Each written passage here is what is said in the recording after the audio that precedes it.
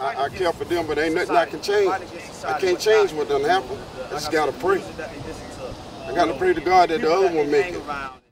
3 teenagers killed when an early morning joyride turned into a high-speed fiery crash. Could this be a part of a major epidemic in Pinellas County?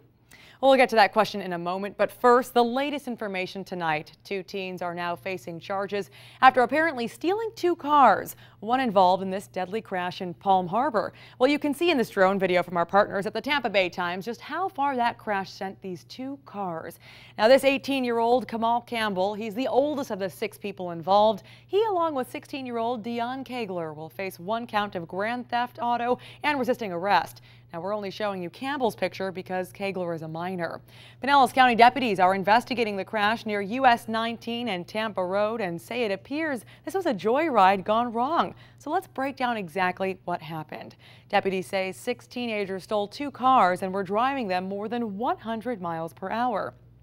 It appears they were playing a game of cat and mouse. Well, for some reason, one of the cars sped away. But around 4:30 a.m., the other car, carrying 4 teens, slammed into another car, hitting a man on his way to work. 3 of the teenagers died in that crash. The 4th teen and the man in the other car were hurt, but are expected to be okay. One of the boys killed was just 14 years old. Well, the teens in the second stolen car are the ones in custody and facing charges. However, deputies say all 6 of them have an extensive criminal history. Now, we spoke with the family of one of the teens killed in the crash, including a father of one of them who admits that his son was a troubled child. He probably snuck out the house. Like I say, he was doing things he wasn't supposed to do. Was he staying with you or with his mom? No, he was with his mom.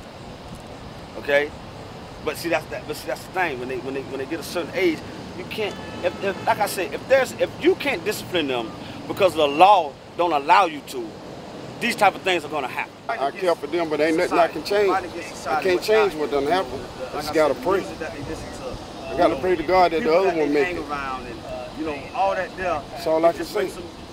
It hurts. And like I said, when you got other stuff out here like this, what can I do about it?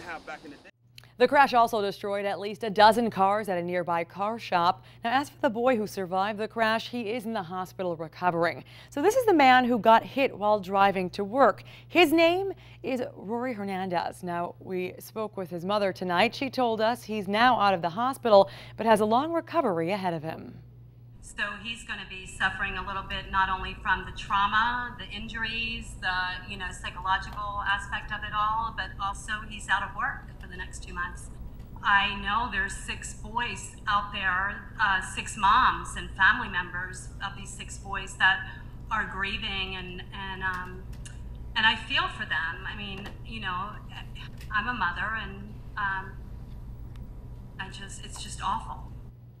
Now, that man's name is Ricky Melendez. Now, she told us her son will be in a wheelchair until his ankle, hip, and collarbones heal. Sadly, those are just some of his injuries.